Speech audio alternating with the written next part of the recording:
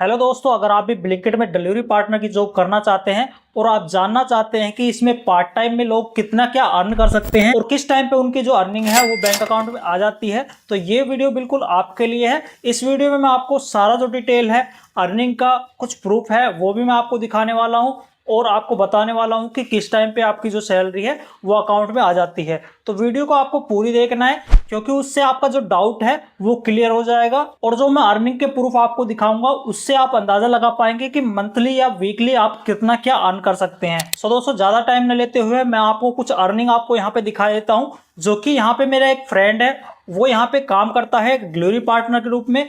उनकी अर्निंग यहाँ पे वीकली कुछ यहाँ पे मैंने ली है, वो मैं आपको यहाँ पे दिखा देता हूँ। तो सबसे पहले मैं आपको एक स्क्रीनशॉट यहाँ पे दिखाने वाला हूँ जिसमें कि आप अर्निंग जो है वो आप समझ पाएंगे। तो दोस्तों, यहाँ पे एक स्क्रीनशॉट आपको दिखाई दे रहा होगा जिसमें कि कुछ अर्निंग यहाँ पे दिखाई दे रही होगी। जैसे कि यहाँ पे वीकली अर्निंग जो है वो यहाँ पे दिखाई दे रही होगी। 16 जून से 22 जून के बीच में जो अर्निंग हुई है, मतलब कि एक दिन इसमें काम किया है, कल जो काम किया है वो यहाँ पे दिखा रहा है। तो यहाँ पे 16 तारीख को जो काम है वो यहाँ पे 481 रुपए की अर्निंग यहाँ पे हुई है।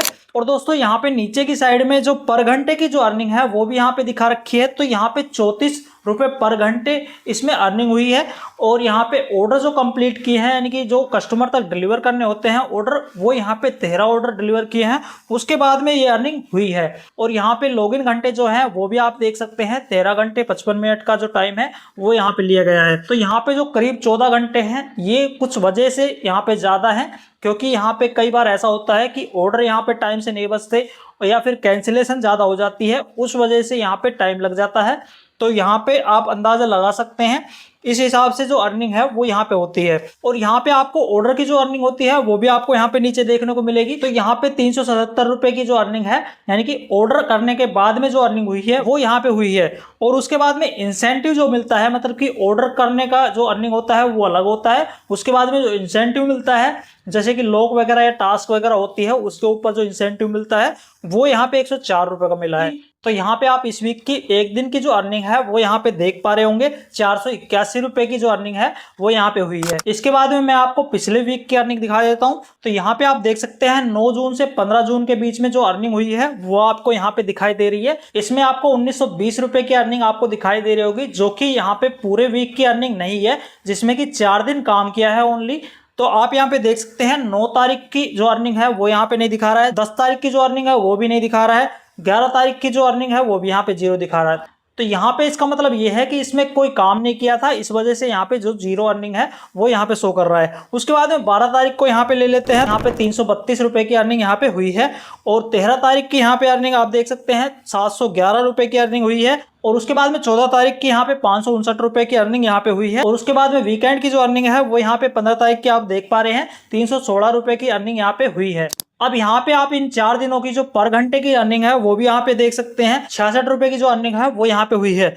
और यहाँ पे 60 ऑर्डर कंप्लीट किए हैं। उसके बाद में यहाँ पे लॉगिन घंटे हैं वो यहाँ पे 28 घंटे काम किया है इन 4 दिनों में। और उसके बाद में यहाँ पे ऑर्डर अर्निंग आप देख सकते हैं, जिसमें कि ऑर्डर जो डिलीवर किए हैं उनकी जो अर्निंग है 1602 रुपए की अर्निंग है। और उसके बाद में 318 का जो इंसेंटिव है वो यहाँ पे मिला है।